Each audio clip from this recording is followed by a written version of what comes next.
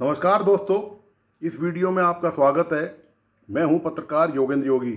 दोस्तों, 100 गीदड़ मिलकर भी शेर का शिकार नहीं कर सकते। ठीक ऐसी ही हालत देश के विपक्षी दलों की हो रही है।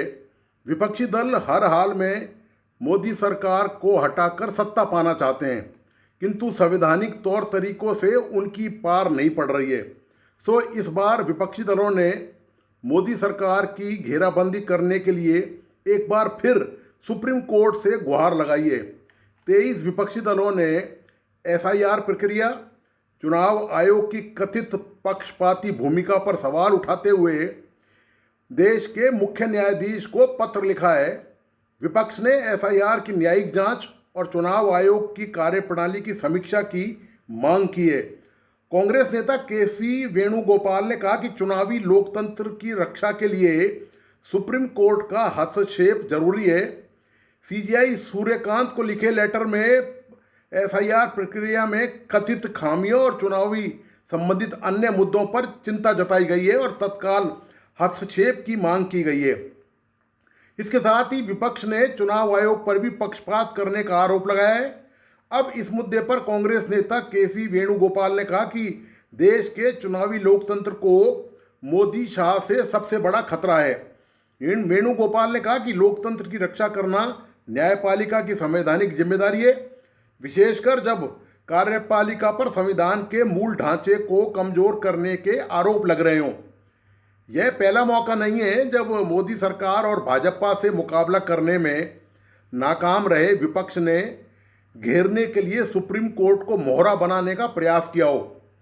जिस कोर्ट से विपक्षी दल त्राईमाम की गुहार लगा रहा है, उसी सुप्रीम कोर्ट के केंद्र सरकार के समर्थन में दिए गए कई फैसलों पर विपक्ष ने जमकर नाक मुंह सिकोड़ा था। राम मंदिर का फैसला आने के बाद विपक्ष ने सुप्रीम कोर्ट की घेराबंदी करने में कसर बाकी नहीं रखी थी।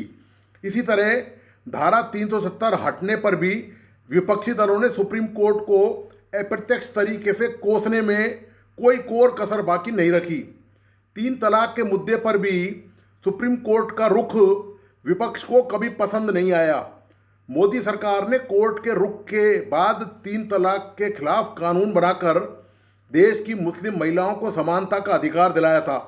अब वही विपक्ष मोदी सरकार के खिलाफ सुप्रीम कोर्ट से गुहार लगा रहा है, यह जानते हुए भी कि सुप्रीम कोर्ट संवैधानिक दायरे के बाहर जाकर कुछ नहीं कर सकता।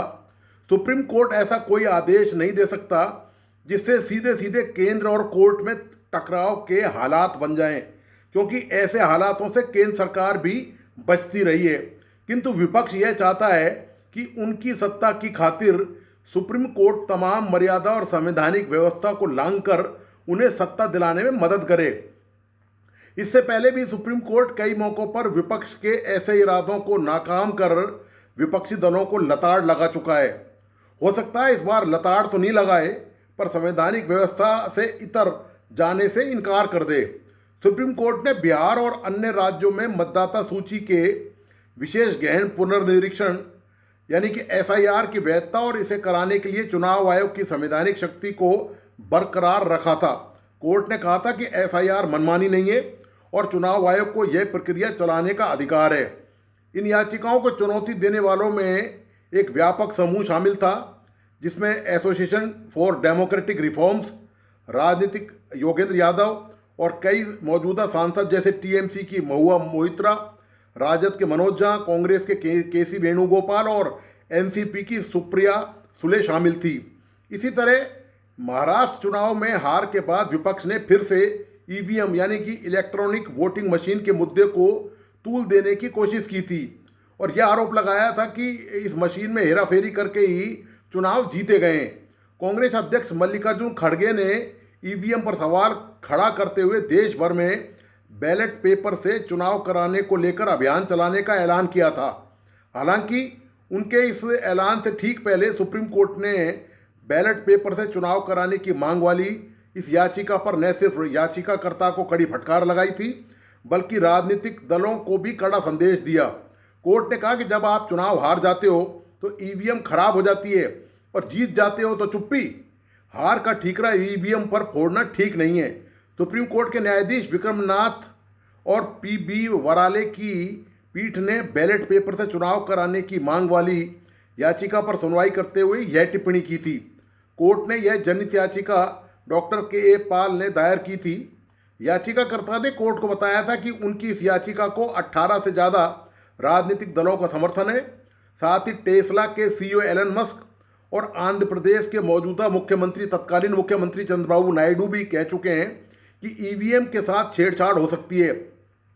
आंध्र प्रदेश के पूर्व मुख्यमंत्री जगन मोहन रेड्डी ने भी कहा था कि ईवीएम से छेड़छाड़ हो सकती है। इस पर कोर्ट ने कहा था कि चंद्रबाबू नायडू जब चुनाव हार जाते हैं तो उनके लिए ईवीएम खराब हो जाती है, और जब वे जीत जाते हैं और मुख्यमंत्री बन जाते हैं तो ईवीएम ठीक हो जाती है। जगन रेड्डी ने भी यह आरोप तब लगाया जब वे चुनाव हार गए। कोर्ट ने लंबी चर्चा के बाद याचिका को खारिज कर दिया था। इससे पहले सुप्रीम कोर्ट में कांग्रेस के नेतृत्व में 14 विपक्षी दलों की ओर से दायर एक याचिका में कहा गया था कि ईडी और सीबीआई मनमाने ढंग से उनके खिलाफ कार्रवाई कर रही है और केवल उन्हीं को निशाना बनाया जा रहा है।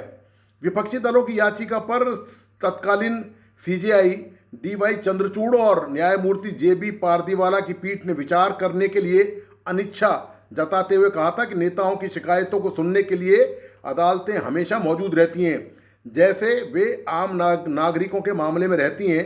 नेताओं को आम नागरिकों की तुलना में अधिक छूट नहीं मिल सकती। सीजेआई ने कहा था कि किसी मामले के तथ्यों से संबंध के बिना सामान्य दिशा निर्देश देना खतरनाक होगा। दरअसल पिछले करीब 1.5 दशक से भाजपा प्रधानमंत्री नरेंद्र मोदी के नेतृत्व में विपक्ष को लगातार समेटती जा रही है। इस समेटने में दोनों के मुद्दों में कितना अंतर है, इसी से अंदाजा लगाया जा सकता है कि मतदाताओं ने विपक्षी दलों के बोरी बिस्तर क्यों बांध दिए। चुनाव के दौरान भाजपा और पीएम मोदी द्वारा देश में भ्रष्टाचार, आतंकवाद, अल्पसंख्यकों के साथ तुष्टीकरण, विपक्षी दलों में वंशवाद का मुद्दा लगभग हर चुनाव में उठाया था।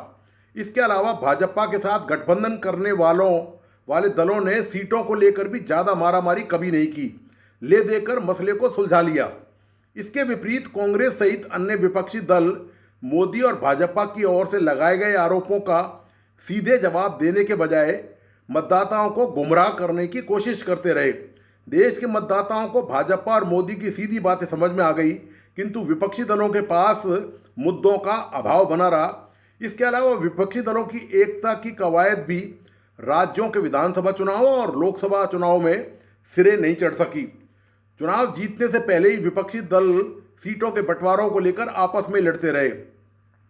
सर्वाधिक आश्चर्य की बात यह है कि विपक्षी दलों ने एक के बाद एक लगातार होती चुनावी हारों के बावजूद सबक नहीं सीखा, बल्कि भाजपा, मोदी सरकार और चुनाव आयोग को ही कटघरे में खड़ा करने का प्रयास किया, जिसमें उन्हें कभी सफलता नहीं मिली। विपक्षी दल एक बार फिर सुप्रीम कोर्ट की शरण में। देखना है अदालत इनके पेट का पानी हिलाए बगैर सत्ता की चाहत कैसे पूरी करती है।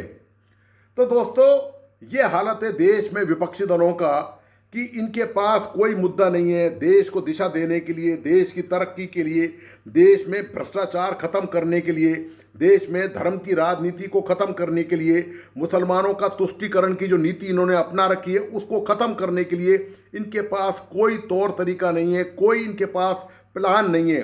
जबकि भाजपा और मोदी सरकार के पास साफ सुथरा विजन है, चाहे वो उसमें कितनी भी कमियां हों, उसमें कितनी भी गलतियां हों, लेकिन उनका विजन क्लियर है और इस विजन को देश के मतदाताओं ने पसंद किया है।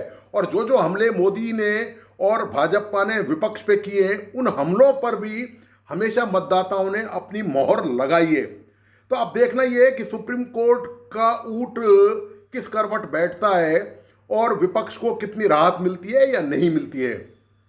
तो दोस्तों, आपको आज का विश्लेषण कैसा लगा, प्लीज़ अपने लाइक एंड कमेंट के साथ बताइए। इस यूट्यूब चैनल को लाइक करें, सब्सक्राइब करें और बेल आइकन का बटन दबाना नहीं भूलें। इस वीडियो को अपने दोस्तों और परिजनों को जरूर शेयर करें। धन्यवाद, नमस्कार।